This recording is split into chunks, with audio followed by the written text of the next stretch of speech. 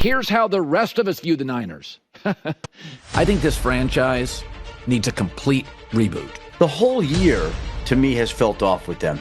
And it wasn't like it just happened late, but there have been a series of incidents that they've had to overcome throughout where it just felt like it was never going to be their year. That's how I felt all along. San Francisco, you're not close to Kansas City. San Francisco is like an old fighter. I think San Francisco has to hyper-aggressively reboot the franchise. Well, it's tough when I think the best thing that could happen to them, because they're not making the playoffs, keep losing these games. Everybody knew it wasn't going to be the 49ers year. But what am I missing? Because the 49ers, as it stands today, after an atrocious loss going up against the Green Bay Packers, with a lot of their starters not playing, the 49ers are still one game back, courtesy of the NFC West. So tell me, what am I missing? What am I missing? Because people are freaking out saying, let's turn to 2025. They need to reboot, blow everything up, fire everybody, trade everybody. So have to talk about it. Back at it, talking 49ers football. Let's get into it, y'all.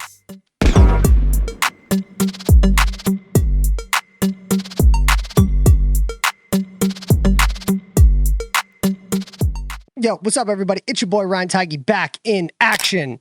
I had to jump on here. What I'm seeing around the internet, it's literally insane to me.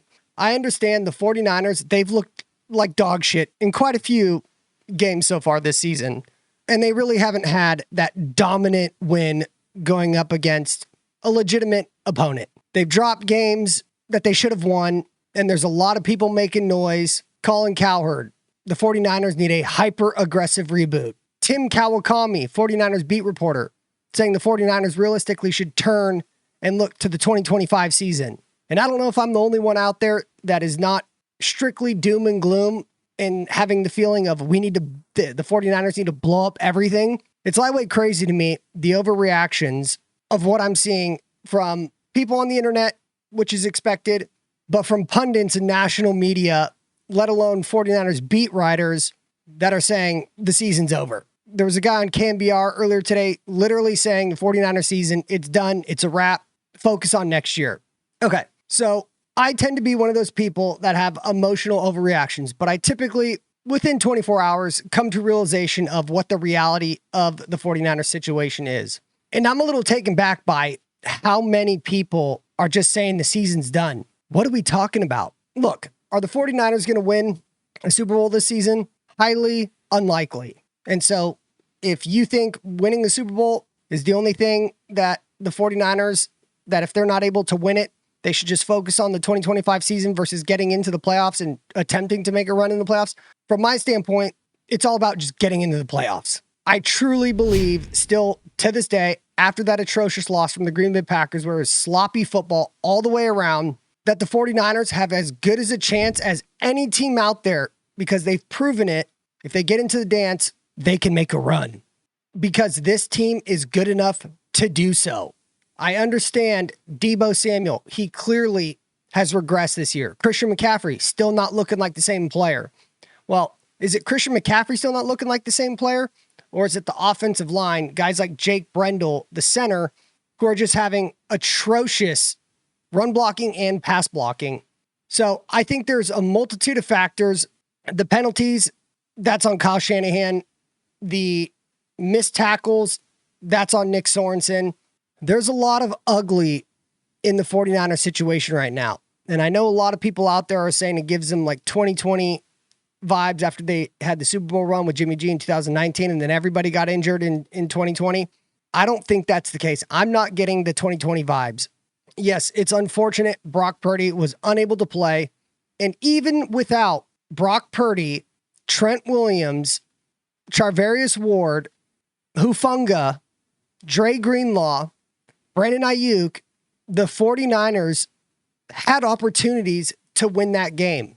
The Packers were not able to close the 49ers out without a humongous amount of their star players not in the lineup. And I know the score, it looks like they were blown out, but if you watch the game, the 49ers were able to stick around for a vast majority of the game and then into the fourth quarter. So What I just don't understand is when you look at the 49ers production, the numbers don't reflect their record when you look at their offense. But the 49ers, statistically speaking, they're still a good team. The numbers say they're a good team. But regardless, it's hard to make an argument because of what you see with your eyes. And the 49ers, that Green Bay Packers game, it was atrocious. On all accounts, not one player decided to step up and make a play, but the overreaction of what people are saying, like the season's over, it's insane to me. They are one game back from the NFC West. And I know they play the Bills this weekend. If somehow they're able to squeak out a win, I think that can turn a lot of the narrative, a lot of people's thoughts and opinions around. But even if they're not, and they go to 5-7, the 49ers at most will be 2 games back. And you can't really assume that considering how the NFC West division has played. I mean, literally, it worked out again in the 49ers' favor that Seattle beat Arizona and the Rams lost to Philly. So what I'm just confused about is why are people just assuming it's over? I understand the play doesn't look great. The coaching hasn't been the best. But if you just think about the core group of guys that the 49ers have who haven't been on the field consistently together this year, and with Brock Purdy coming back, I don't understand how people still can just say, it's a wrap. It's game over. The season's done. Look to 2025. Maybe I have faith more than others. Maybe I'm just more naturally optimistic than other people are. But I look at the team, I look at the coaching, I look at the players, and you know that on any given Sunday, any team can win. And the bottom line is the 49ers can still win their division. When you look at the 49ers remaining 6 games, 3 of those teams, as it stands after the 49ers losing the Packers, 3 of those teams have losing records. The Bears, the Rams, and the Miami Dolphins. And out of the 3 that have winning records, the Arizona Cardinals are in that, currently sitting at 6-5. The Bills and the Lions, those 2 games are clearly going to be ones that are going to be a little bit more challenging. The good thing is the 49ers, they don't face the Lions until week 17. Who knows what the Lions' record will be? Who knows if they've already secured the number 1 seed in the conference? We don't know. But I'm telling you, week 17 comes around and the 49ers are competing to get into the playoffs. I like the 49ers' chances, especially at home and especially against Jared Goff, who the 49ers have had nothing but success whenever facing him, whether it be on the Lions last year or when Jared Goff was on the Rams. So by no means the 49ers are they out of it. Their toughest game for the remaining schedule is going up against the Buffalo Bills at Buffalo. So it ain't that bad. The 49ers haven't looked great, but their remaining schedule outside of the Buffalo Bills game, it ain't that bad. It's winnable. If this was a year out of any year for the 49ers to have a fumble and take a step back and have a lot of chaos happen, it was this year. Yes, they shouldn't even be in this predicament. And in theory, going into the season, they should have handedly won the NFC West division. But the best part, 1 game back. 1 game back. And the best part about 1 game back is they still have 2 more divisional games. Still got the Rams and still got the Cardinals.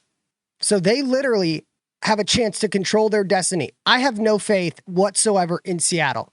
They are a streaky team. They get hot on some occasions, but for the most part, they don't play that great. And with the Rams and the Arizona still on their schedule, and if they're able to win those 2 games, that puts them in a prime position within their division with all the tiebreakers and all that shit that goes on with that. So they have the Bills, which is going to be a tough game. But then they have the Bears. The Bears, they've been a chaotic mess. If the 49ers are not able to get it done with a Caleb Williams rookie quarterback, that's when I believe I will consider the season being over. Not just based on being however many games back within the division, but if they're not able to, at home, to beat a rookie quarterback, okay, people may have a case for that. And also, at that point, I believe that's the anticipated arrival of when Dre Greenlaw comes back for the Chicago Bears game, potentially. Then they have the Rams, beatable. Then they have the Dolphins, beatable. And then they have the Lions in week 17. That would be another tough game that Everybody and their mom right now would assume the 49ers, they're not going to win that game. Well, that game happens to be at home. And for people that don't really have confidence in the 49ers whatsoever, which I get, but not just to the extremes of which I'm seeing all over the place. But in week 17 against the Detroit Lions, the hope would be that they already have the NFC conference locked up and that they wouldn't have to play any of their starters.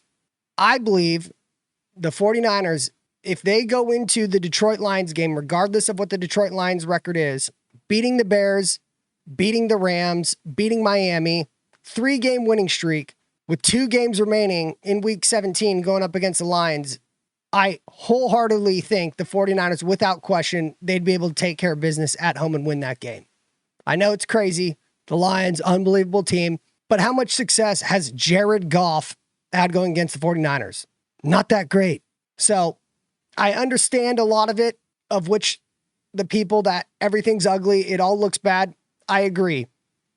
But the season being over is what I don't get, because it's not. And if you're telling me, people on the internet, that guys like Fred Warner is not doing a good enough job, clearly Fred Warner has not been 100% ever since he had that ankle injury and had to go out of a game, which you never see with Fred Warner.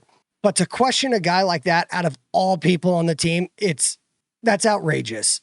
And with all these national pundits pouring in saying, I knew it wasn't the 49ers year, they dealt with too much in the offseason, it's just a bunch of bullshit, because throughout the vast majority of the season, it's been, hey, when's the 49ers going to turn it on? They're going to turn it on. We have all the confidence they're going to turn it on. And now after the Green Bay Packers, when the score doesn't really dictate the level of which the 49ers got beat, because it was not a blowout, they were hanging around. They could have turned it into a game. Their mistakes caused them to lose it. The 49ers, they beat themselves during that game.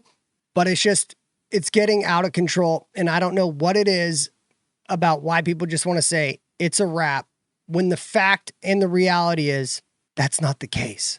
So hopefully some of you guys out there agree and are on the same wavelength as I am, because from everything else that I'm seeing, it's just they're calling it a year. They're calling it a day. And that's just not how it is. And I can promise you, Kyle Shanahan, players like Fred Warner, players like Nick Bosa, players like Trent Williams, players like Brock Purdy, players like George Kittle, they're not thinking their season's over. They still have the ability to control their destiny if they just handle business. So just had to jump on here. Short, sweet episode, but hopefully some of you guys out there needed to hear it, because it's not all doom and gloom. The season's not over. It's actually very much still in their hands. So, all right, y'all. I'll be back. Buffalo Bills game coming up. Let's see if they can get the dub. You never know. Buffalo Bills are coming off their bye, and I know people like to talk about the rest. I also like to think sometimes it makes a team rusty. So it will be a tough game regardless. Hopefully we get some good news on the player front. We get some of our dogs back into this game, which I believe there's a good chance that they will. Guys like Trent Williams, Nick Bosa, Brock Purdy, those kind of players back in the lineup. So I'll be back, but until my next video, make sure you like, comment, subscribe. You know the deal. Hit me up. Peace.